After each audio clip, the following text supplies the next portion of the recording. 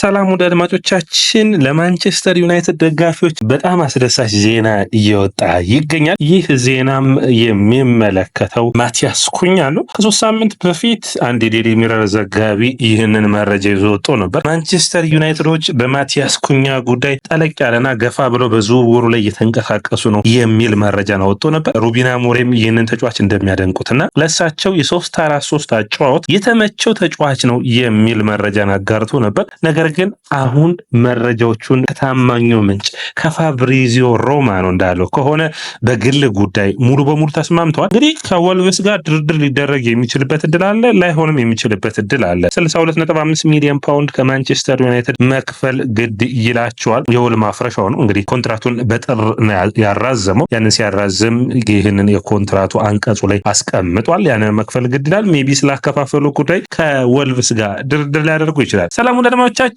ስለ ማቲያስ ኩኛ ምን ታስባላችሁ? ማቲያስ ኩኛን ከ10 ስንት ሰጥታላችሁ? የክረምቱ የማንቸስተር ዩናይትድ የመጀመሪያ ፈራሚ ሆኖ የሚመዘገብ ይሆናል። ይህ ለማንቸስተር ዩናይትድ ደጋፊዎች አስደሳች ነው። ምክንያቱም ማቲያስ ኩኛ ከቻምፒዮንስ ሊግ ተሳትፎ ይሳተፋሉ ወይም አይሳተፉም ተብሎ ሳይወሰን ነው እንግዲህ ይህንን ፊርማውን የሚያስቀምጠው። በጣም አስፈላጊ የሆነ ዝውውር ነው። ማንቸስተር ዩናይትዶች ይህንን ዝውውር በቀድመው ለመጨረስ መጣራቸው ከሌሎች ቡድኖች ከፍተኛ የሆነ ፉክክር ሳይመጣባቸው ትክክልና አስፈላጊ ሆኖ የሚታይ ይሆናል። አድማጮቻችን የእናንተን አስተያየት ኮሜንት የምንጠብቅ ነው የሚሆነው። እንግዲህ ሁሉም ቡድኖች በክረምቱ የዝውውር መስኮት ቀድሞ መንቀሳቀስ ላይ ቶሎ ተጫዋቾችን ማዘዋወር ላይ የእንግሊዝ ፕሪሚየር ሊግ ተጠምደዋል ማለት ይቻላል። እንግዲህ ቸልሲ ከ2 ወራት በፊት በማለት በሚቻል ሁኔታ ዳሪዮ ኢሱጎን እና እንዲሁም ደግሞ የስፖርቲንግ ሊዝበኑን የመስመር ተጫዋች የሆነውን ማስፈረማቸው የሚታወስ ነው። ከዛ ውጭ አርሰናል ዙቢሜንዲን ጉዳይ እየጨረሰ ነው። ሊቨርፑል አሁንም ቢሆን በጥሩ ስራቸው ፍሪምፖንግን አስፈርመዋል። አሁን ደግሞ ማንቸስተር ዩናይትድ የመጀመሪያ ፈራሚውን ያገኘ ይመስላል። ይህም ማቲያስ ኩኛ ነው። ለማንቸስተር ዩናይትድ የአጥቂ መስመር ሂደቶች በጣም ሊያግዝ የሚችል ነው። ለሩበን አሞሪም ማጫወት ከ3-4-3 አጫዋቶች ውስጥ በአጥቂ መስመር በግራ በመሃል አጥቂነት እንዲሁም ደግሞ በ10 ቁጥር ሚናነት መሰለፍ የሚችል ነው። በሶስቱም የአጥቂ መስመር ቦታዎች ላይ መሰለፍ ይችላል። ከዛ ውጭ ለማንቸስተር ዩናይትድ ከሳጥን ውጭ ሹት ማድረግ የሚችል ነው። ኳሱን ወደፊት ይዞ በመሄድ በቦል ፕሮግሬሽን በኩል በፕሪሚየር ሊጉ የሚዋጣለት ነው። በወልቭስ ቤት ባለፉት 2 ዓመታቶች ምርጥ ብቃቱን አሳይቶናል። በዘንድሮ ውድድር ዓመት እንኳን 15 ጎሎችን አስቆጥሯል። በጣም ጥሩ ፐርፎርማንስ ካላቸው ተጫዋቾች ውስጥ አንዱ ማቲያስ ኩኛ ነው። ማቲያስ ኩኛ በወልቭስ ቤት ወልቭስ ዘንድሮ በፕሪሚየር ሊጉ የቆየው በሱ ነው ማለት የሚቻል ነው። አንደኛ እድሜውም ጥሩ ብቃቱ ላይ የሚገኝ ነው። ወልቭሶች ብዙ ሚሊዮን ፓውንድ ማውጣታቸውን ተከትለው ይህንን ተጫዋች በቀላሉ ይለቁታል ተብሎ አይጠበቅም ነበር። ለዛም ነው ኮንትራቱ ላይ ያስቀምጠው 42.5 ሚሊዮን ፓውንድ ከአትሌቲኮ ማድሪድ ለማስፈረም አወጣውበታል። እንግዲህ በዘንድሮ ውድድር ዓመት በ31 ጨዋታዎች 15 ጎሎች 6 አሲስቶች አድርጓል። 4 ደግሞ ቢጫ ካርዶችን አይቷል። በዘንድሮ ውድድር ዓመት 2 ቅጣት አጋጥሞታል እንግዲህ በስነ ምግባር ጉዳይ። ነገር ግን ያን ያክል ከዚህ በፊት የስነ ምግባር ጉድለት የነበረበት ተጫዋች እንዳልሆነ የምታስታውሱት ነው። በአጠቃላይ ስለ ማቲያስ ኩኛ ስናወራ ባለፉት ዓመታቶች ያሳየውን ድንቅ ብቃት ማውራት ይጠበቅብናል። በተለይ በሁለቱ ዓመታት በወልቭስ ቆይታው አምና ማለት ነው በ32 ጨዋታ 12 ጎሎችና 7 አሲስቶችን፣ ይህ ማለት 19 የጎል ተሳትፎ ነበር። ዘንድሮ ደግሞ ወደ 21 የጎል ተሳትፎችን ከፍ አድርጓል። በተለይ እነዚህን ጎሎች ሲያስቆጥር በወልቭስ ስር ሆኖ ወልቭስ በፕሪሚየር ሊጉ በሁለቱን ዓመት ላለመውረድ የሚፎካከር ቡድን ነው። በዚህ ቡድን ላይ እንደዚህ አይነት ድንቅ ብቃቱን ካሳየ በማንቸስተር ዩናይትድ የተሻሉ ተጫዋቾች ጋር አብሮ ሲጫወት የተለየ ብቃቱን ያሳያል ተብሎ ይጠበቃል።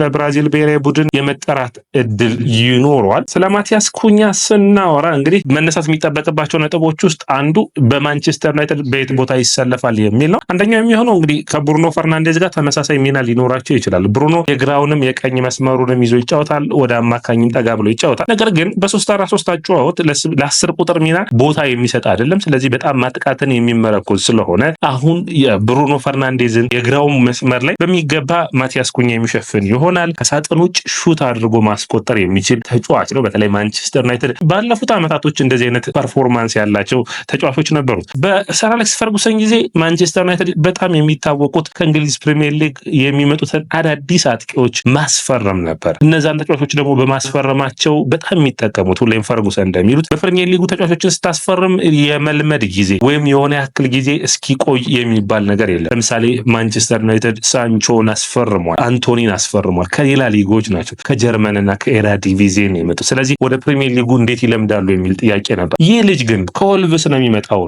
በቀጥታ ለቡድኑ የተሳካ ጊዜያቶችን የማሳለፍ እድሉ ሰፊ ነው የሚሆነው ብዬ አስባለሁ። ከዛ ውጭ እንግዲህ ማንቸስተር ዩናይትድ በአጥቂ መስመር ላይ በተለይ ያለባቸውን ችግሮች መፍታት ላይ እንግዲህ የሚያተኩሩ ነው የሚሆኑት። ለምን ካላችሁኝ ደግሞ በማጥቃት መስመሩ ላይ ብዙ ችግሮች እንዳሉ ይታወቃል።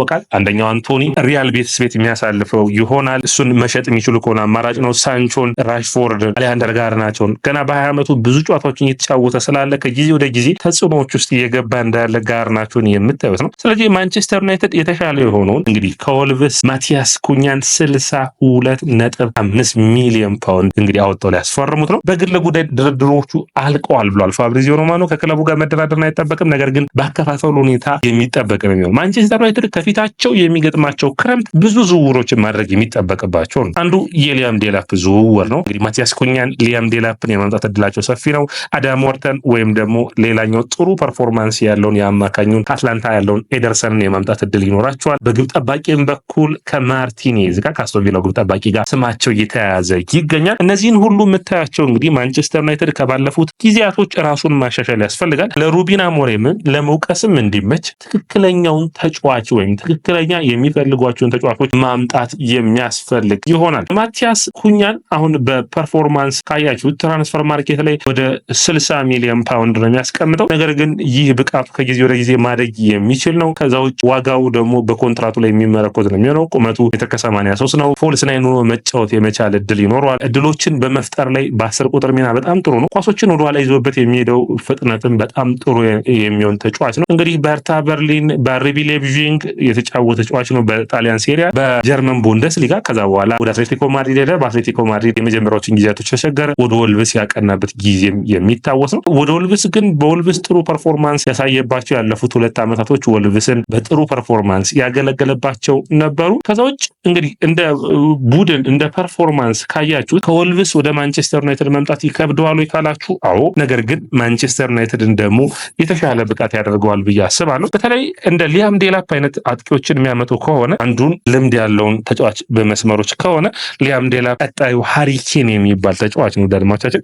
ስለዚህ ይህንን ተጫዋች ደግሞ የሚያመጡ ከሆነ የማንቸስተር ዩናይትድ የአጥቂ መስመሩ እንደ አዲስ የሚመጣ ይሆናል። በመስመር ላይ የሚጫወተው አማድ ዲያሎ፣ አሌሃንደር ጋርናቾ ይኖራሉ። እነዚህን ተጫዋቾች ማውንትን እያል መጨመር እንችላለን። በአጠቃላይ ቡድኑን ማሻሻል የሚያስፈልግ ነው። ማንቸስተር ዩናይትድ በቀጣይ በዝውውር መስኮቶቹ ላይ የኢኖስ ግሩፕ እንዲሁም ደግሞ የግሌዘር ቤተሰቦች ዝውውር ላይ የማይሳተፉ ከሆነ ከፍተኛ ተቃውሞ ከፊታቸው የሚመጣ ይሆናል። ያንን ለማለፍ ሲባል በእነዚህ ጊዜያቶች ውሳኔና በዝውውሮች ላይ ቀጥተኛ ተሳትፎን ማድረግ ከማንቸስተር ዩናይትድ የሚጠበቅ ነው የሚሆነው። የዛሬው ትልቁ ዜና ግን ማንቸስተር ዩናይትድ ሩበን አሞሪም የሚፈልጉትን ማቲያስ ኩኛን ሊያስፈጽመው ጫፍ ደርሷል። እንግዲህ ሂርዊጎ ብቻ ነው የቀረ። ሂርዊጎ ደግሞ በሚቀጥሉ ሰዓታቶች ውስጥ ሊሆን እንደሚችል ፋብሪዚዮ ሮማኖ አድርሷል። ወደ ደማቻችን የያ ስፖርት ነው። ላይክ፣ ሼር፣ ኮሜንት፣ ሰብስክራይብ ማድረጋችሁን አትርሱ።